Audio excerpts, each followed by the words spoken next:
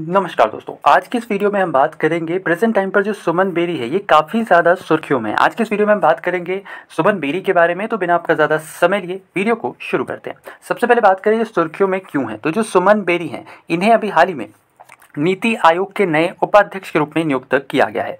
ध्यान रखना है कि जो नीति आयोग है इसके उपाध्यक्ष राजीव कुमार ने अभी हाल ही में अपॉइंटमेंट कमेटी ऑफ कैबिनेट के समक्ष अपना इस्तीफा सौंपा है, जिसके बाद नीति आयोग के नए उपाध्यक्ष के रूप में सुमन बेरी को नियुक्त किया गया है। ध्यान रखना है इनका जो टर्म है ये एक्चुअली में 1 मई से शुरू होगा, 1 मई 2022 से।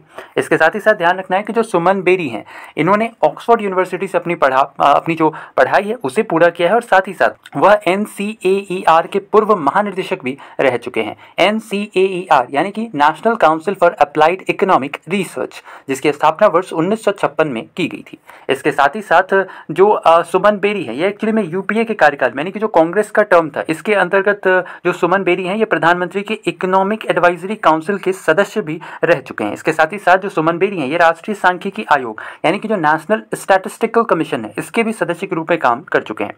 बात करें नीति आयोग की, तो जो नीति आयोग है, नीति यानी कि national institution for transforming India, इस आयोग को पहले भारत में योजना आयोग के नाम से जाना जाता था। योजना आयोग जिसका गठन 15 मार्च 1950 को किया गया था, इसका मुख्यालय नई दिल्ली में था। इसके साथ ही साथ जो योजना आयोग है इसके पहले एग्जीक्यूटिव के रूप में जवाहरलाल नेहरू थे, यानी उस समय के जो प्रधानमंत्री थे, जबकि आखिरी एग्जीक्यूटिव डॉक्टर मनमोहन सिंह थे। इसके साथ ही साथ ध्यान रखना है कि जो योजना आयोग है इसका गठन असल में पंचवर्षीय योजनाओं को तैयार करने और साथ ही साथ राज्य व मंत्रालयों को जो धन वितरित की जाती है इसके लिए इसे इसका जो गठन है ये किया गया था। इसके साथ ही साथ जो योजना आयोग है इसके द्वारा जारी की गई पहली पंचवर्षीय योजना ये 1951 से 56 तक की थी, यानी 1951 से 56 तक की। और साथ ही साथ आखिरी भी ध्यान रखना है, यह वर्ष 2012 से 2017 तक के लिए थी। हालांकि इसे वर्ष 2014 में ही समाप्त कर दिया गया था, क्योंकि 2014 में ही लोकसभा का इलेक्शन हुआ था, जिसके बाद कांग्रेस हार गई थी और नई पार्टी यानी भारतीय जनता पार्टी जो है यह सत्ता में आई थी। जिसके बाद वर्ष 2015 में यानी कि 1 जनवरी 2015 को नीति आयोग का गठन किया गया। इसके साथ ही साथ इसका भी मुख्यालय नई दिल्ली ही रखा गया और इसके अंतर्गत जो अध्यक्ष होते हैं ये कौन होते हैं? एक्स ऑफिशियो प्रधानमंत्री, यानी कि उस वक्त में जो भी देश का प्रधानमंत्री होगा वो नीति आयोग का अध्यक्ष होगा। और इसके साथ ही साथ प्रेजेंट टाइम पर कौन है? ये है नरेंद्र मोदी जी। इसके साथ ही साथ ध्यान रखना है जो नीति आयोग है इसके वर्तमान उपाध्यक्ष कौन है? ये है सुमन बेरी। सुमन बेरी, इनका टर्म कब से शुरू होने वाला है? ध्यान रखना है, बार बार इसे हम कह रहे हैं 1 मई 2022 को, ठीक है। इसके साथ ही साथ इसके अंतर्गत यानी कि जो नीति आयोग है इसके पहले उपाध्यक्ष कौन थे? नाम ध्यान रखना है, अरविंद पनगड़िया। इसके साथ ही साथ वर्तमान में इसके सीईओ कौन है? ये है अमिताभ कांत। और पहले सीईओ कौन थे नीति आयोग के? तो ये थे सिंधु श्री खुल्लर। इंपॉर्टेंट है, नाम ध्यान रखना है।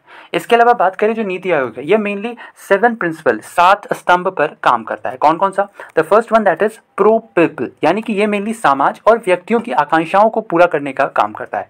The next one that is pro activity. Pro activity यानी ये नागरिकों की जरूरत का अनुमान लगाने और साथ ही साथ उस पर प्रतिक्रिया देने पर भी केंद्रित होता है। The next one that is participation. जो नीति आयोग है इसके अंतर्गत आम जनता की भी भागीदारी होती है।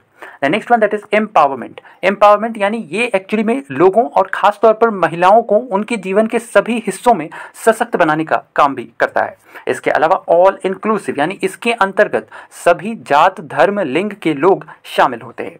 The next one that is equality. इसके अंतर्गत लोगों को समान अवसर प्रदान किया जाता है। और साथ ही साथ जो आखिरी है दैट इज ट्रांसपेरेंसी। जो नीति आयोग है यह असल में सरकार को पारदर्शी व उत्तरदायी बनाने का काम करती है।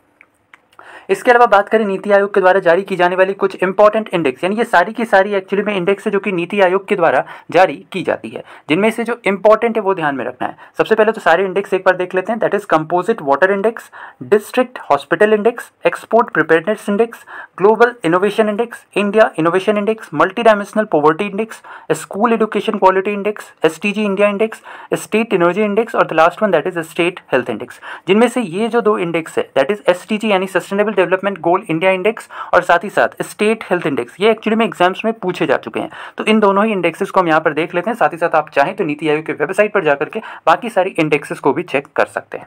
सबसे पहले बात करें स्टेट हेल्थ इंडेक्स 2021 के अंतर्गत। ये एक्चुअली में ये जो इंडेक्स था यह जारी किया गया था वर्ष 2021 में, जो कि केंद्रित था वर्ष 2019-20 पर, ठीक है। इसके अंतर्गत जो लार्जर स्टेट की श्रेणी में शीर्ष राज्य था यह था केरल, स्मॉलर स्टेट की श्रेणी में शीर्ष राज्य था मिजोरम, जबकि केंद्र शासित प्रदेश की श्रेणी की बात करें तो दादर नागर हवेली और दमन दीव इसके अंतर्गत शीर्ष केंद्र शासित प्रदेश रहा था।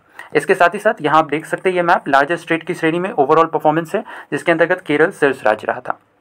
इसके अलावा ये असल में सबसे परफेक्ट इमेज है, जिसके अंतर्गत आप देख सकते हैं लार्जेस्ट स्टेट की श्रेणी में केरल शीर्षराज रहा, जबकि दूसरे स्थान पर तमिलनाडु रहा। ठीक है ना। और इसके अंतर्गत अगर हम बात करें स्मॉलर स्टेट्स की, तो स्मॉलर स्टेट्स में जहाँ जो मिजोरम है यह शीर्षराज रहा था। इसके साथ ही साथ अगर यूटीज़ की बात करें तो यूटीज़ के अंतर्गत जो दमन दीव और जो दादरा नागर हवेली है, यह इसके अंतर्गत शीर्ष केंद्र शासित प्रदेश रहा था।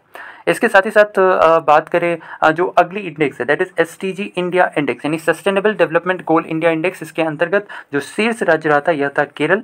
जबकि यूनियन टेरिटरी यानी केंद्र शासित प्रदेश के बारे में बात करें तो इसके अंतर्गत चंडीगढ़ शीर्ष केंद्र शासित प्रदेश रहा था।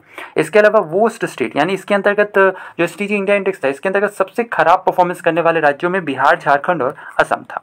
अब चलते हैं हमारे आज के सवाल पे। आज का सवाल है, अभी हाल ही में नीति आयोग के नए उपाध्यक्ष रूप में किसे नियुक्त किया गया है? इसका आंसर आपने देना है नीचे कमेंट सेक्शन में। अच्छा, एक और सवाल है आपके लिए, इसमें बताना है कि नीति आयोग के द्वारा जारी की गई स्वास्थ्य सूचकांक में कौन सा राज्य छोटे राज्यों की श्रेणी में शीर्ष पर आता है? ध्यान रखना है, ये असल में पूछा जा रहा है वर्ष 2019-20 का, जिसे जारी किया गया था वर्ष 2021 में। इसके अंतर्गत कौन सा राज्य छोटे राज्यों की श्रेणी में शीर्ष स्थान पर आता है? इसका भी आंसर आपने हमें देना है कमेंट सेक्शन में। तो बस आज के लिए इतना ही। उम्मीद करते हैं आज का हमारा वीडियो इन्फॉर्मेटिव लगा होगा। अगर वीडियो पसंद आया तो वीडियो को लाइक, शेयर, और चैनल पर नए हैं तो चैनल को सब्सक्राइब करना बिल्कुल ना भूलें। आपसे फिर अगली वीडियो में मुलाकात होगी, तब तक अपना ध्यान रखें, स्वस्थ रहें, सुरक्षित रहें। धन्यवाद।